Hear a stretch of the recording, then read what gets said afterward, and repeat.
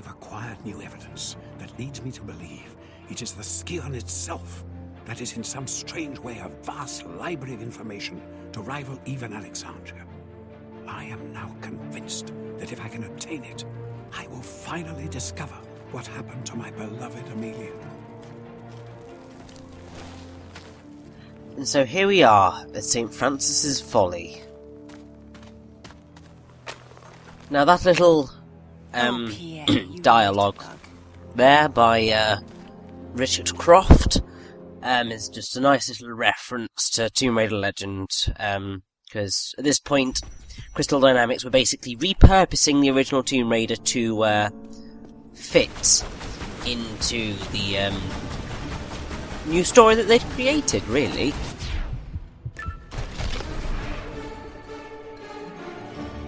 So, this game takes place before Tomb Raider Legend, basically. I'd move on if I were you. And here we get to basically meet Pierre Dupont. But you see the very thing she does. That is why you are not trusted. I trust my instincts. And that is why you are in second place. I am a professional, mademoiselle. I focus on the job, and I get paid. There's more to life than money, Pierre. This isn't life, mademoiselle. It's business. Your compulsion prevents you from seeing the difference. It hasn't prevented me from getting a piece of the Scion. How's business for you? Touché. So then, why don't we see whose compulsion gets them the next piece? Now, Pierre Dupont is voiced by Jim Ward, who, funnily enough, voiced Doctor in Metal Gear Rising: Revengeance. So, voice actors returning from games that I've basically just done. So, if you didn't know, his most famous role is most likely as Captain Quark in the Ratchet & Clank games.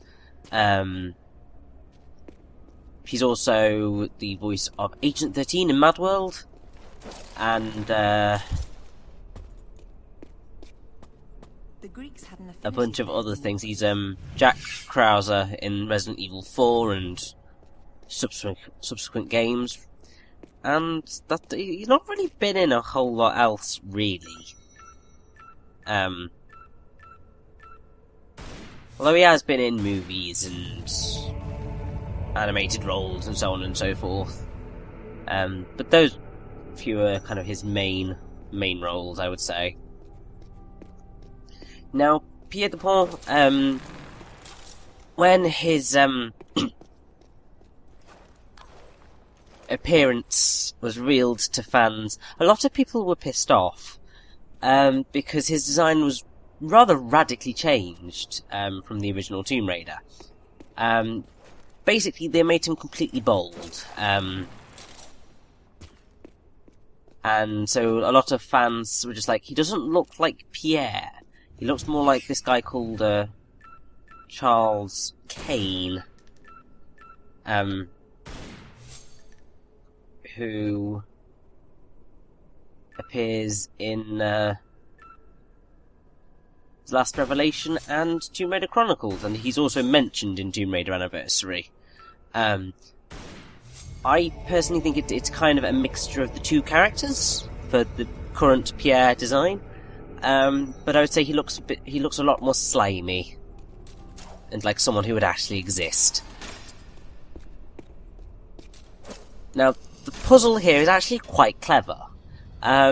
Basically what you need to do is you need to kind of traverse the area, and there are kind of markings on the floor which basically tell you where to shoot on the wall. It's a very cool thing to do. Obviously, if you have a guide, you can tell what to shoot automatically. But where's the fun in that? Let's explore a little. They've evidently put a lot of effort into setting this thing up.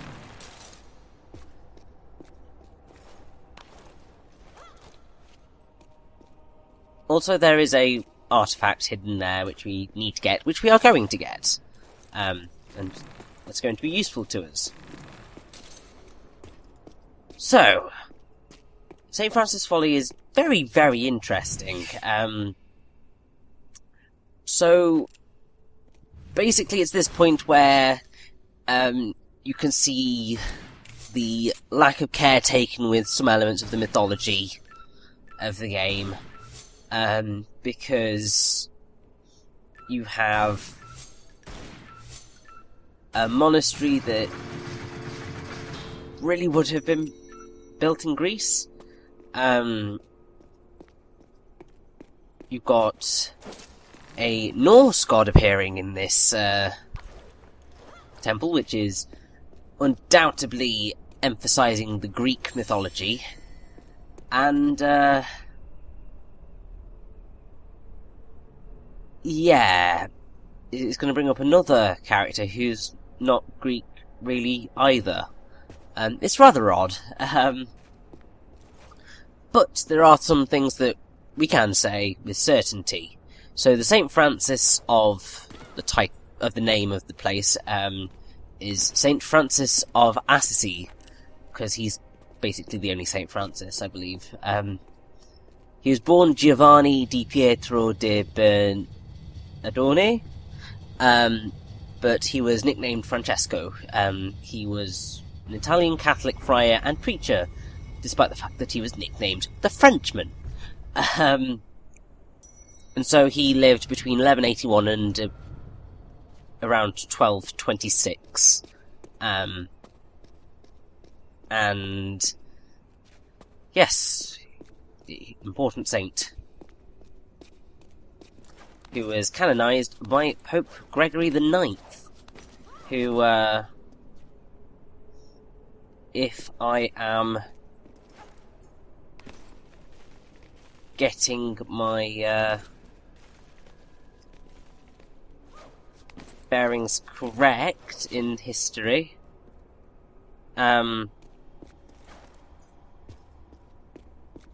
he was one of the people who organised the Fourth Lateran Council, which is a very important thing, because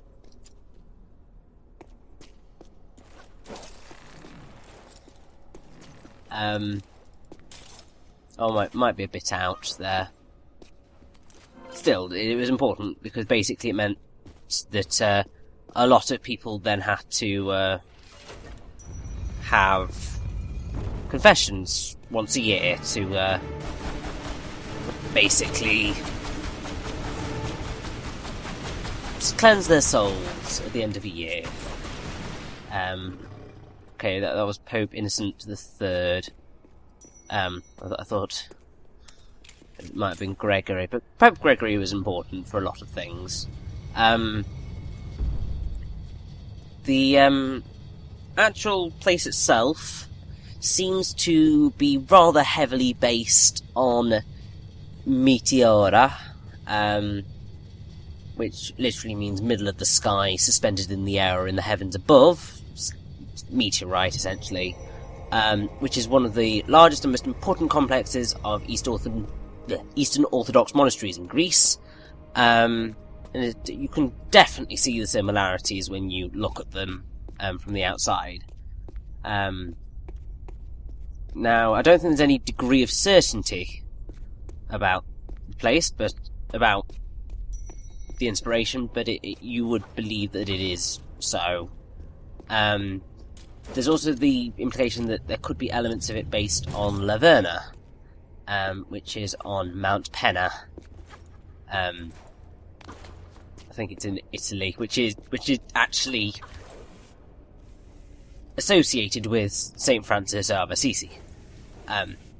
So there's lots of links like that. Oh, and there's another horrible diagonal jump. So this is where the Greek gods are coming in. So we have a door of Poseidon, we have a door of Damocles, we have a door of Atlas, and I believe we also have a door of Thor, which is really stupid. I don't it's like, seriously? Really wanna do that?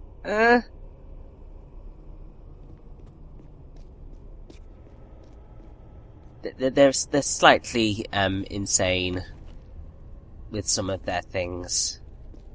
Although thankfully in Tomb Raider Anniversary they did fix it, so it's the key of Hephaestus that we're looking for in there. So it's the Hephaestus door. Because one of the things that they did do in Tomb Raider Anniversary was they did kind of fix some of the inaccuracies from the original game. And it's actually a very clever fix, as you will see when we go to that room. It's a bit of a pain, this level, because there are a lot of levels, there's a lot of things you need to do to be able to progress, and yeah, it's kind of insane. So, according to the wonderful source of information that is the Wiki Radar, there we go. I need to get my pronunciations correct, you know? So it's doubtful that such a monastery as this could have been built by Franciscan monks in Greece. Because it just didn't really happen. But it is known that Catholic Venetians did have significant territorial gains in the Aegean Sea and on various Greek islands, eventually conquering as far as Cyprus, and St. Francis apparently did visit Cyprus. So that link works, sort of.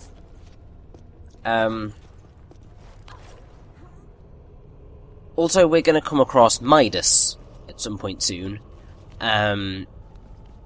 who... his kingdom, Phrygia, is kind of based in inland Turkey. So there's kind of just... this takes place in that general vicinity of the world. It's not really certain.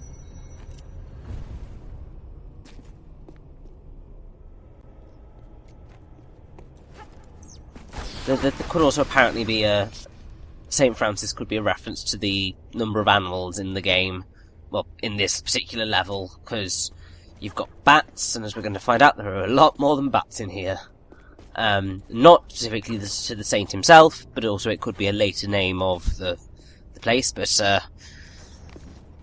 either way, this place is a complete and utter disaster of a place to try and navigate. There's been a reasonable amount of discussion on the folly of the title.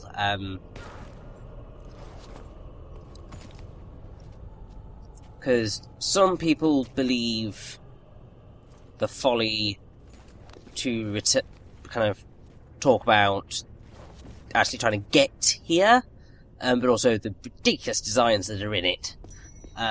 It's horrible to traverse.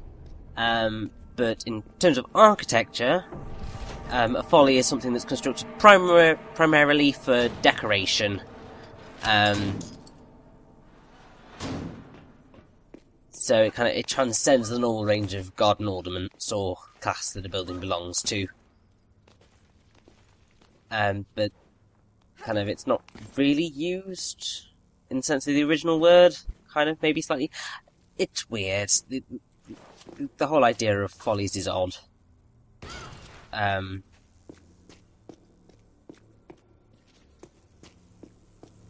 But the eccentricity of it is important. And this is not a difficult room to get through necessarily. However, it is rather daunting, especially when you get slightly confused as to what you're meant to do. Because what you're meant to do here is step on the 4 buttons to drop the gate. I'm about to do something rather stupid.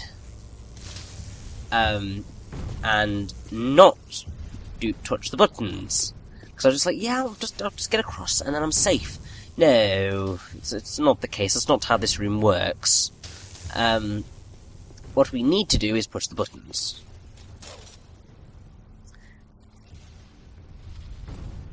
And I kind of forgot to look at the door that we went in.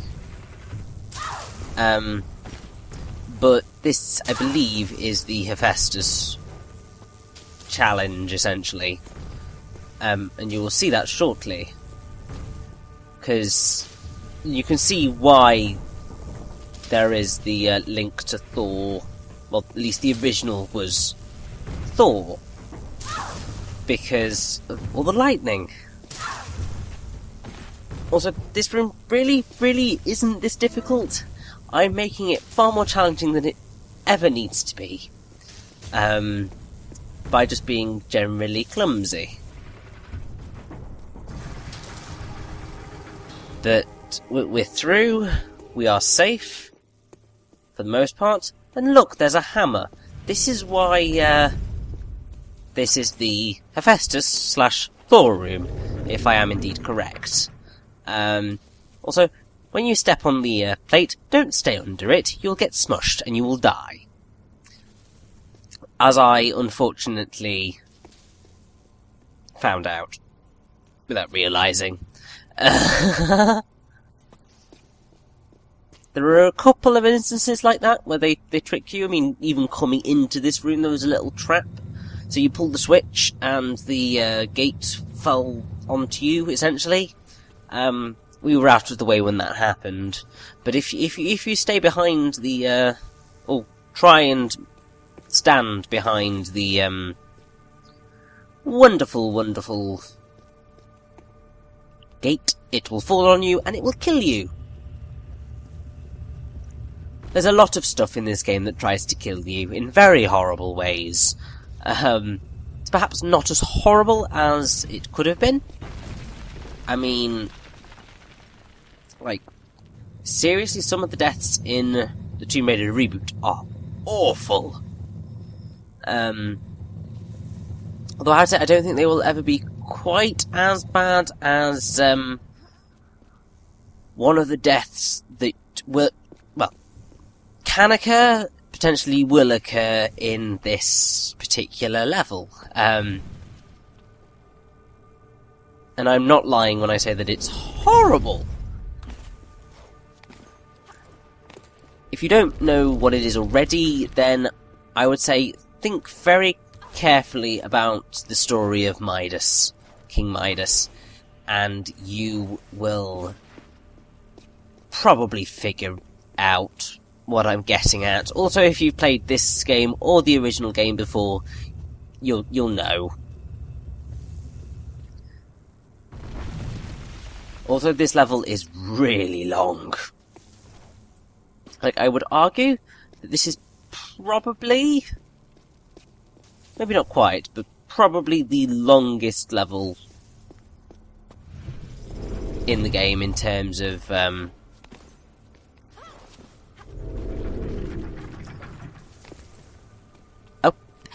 I don't know how I did that, but I am going to take it, and, just move on. Don't question the logic there, just take it, be glad I didn't die. Lara, you just did something quite spectacular there.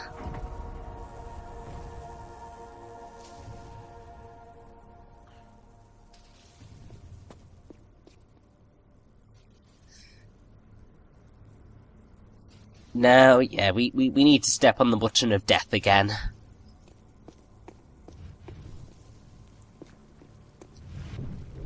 It really terrifies me whenever I have to stand under that hammer. It's just like, go, no, ah. But we need to go on it again.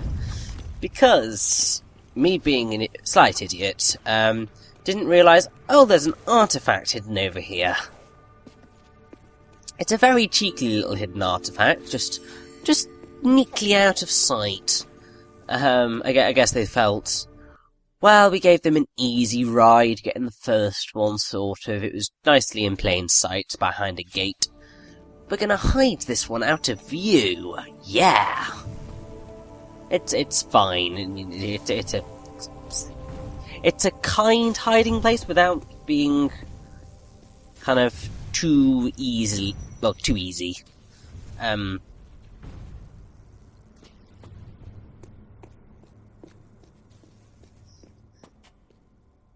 Now, this right here is something that you're going to have to get used to doing in various forms. Basically what happens is you've got to pull the switch, jump onto the gate thing in the middle, and basically as soon as that drops, you've got to jump up to grab the ledge, pull into the hole, and get through. And you're going to have to do this a great many deals of times. That sentence kind of didn't make much sense, but you get the picture. You have to do it a lot. I can't say I'm a fan of it, because it's a little puzzle that's really, really overused in this level. It's already long enough as it is, let alone having to do all this extra stuff with it. It's just like, just please, just let me get to the next room. It's going to be challenging enough, thank you.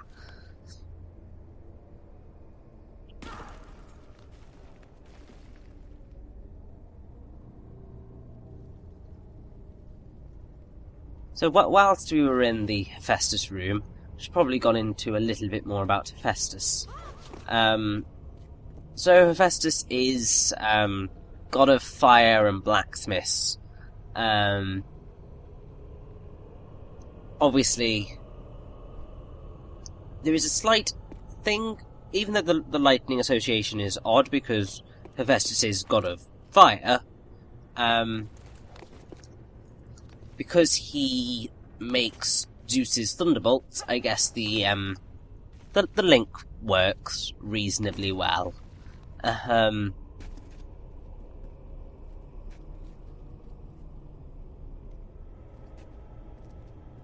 also he has a lot of different kind of names, in a sense, or at least given lots of epithets, like Amphigües and Culopodion, Calcus and Plutotechnus, and so on and so forth.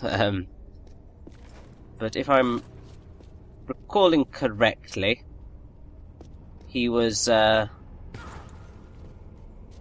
he's married to Aphrodite, or something along those. Yes, consort is Aphrodite. But Aphrodite was evil. Well, not evil, but just mean. But let's go through the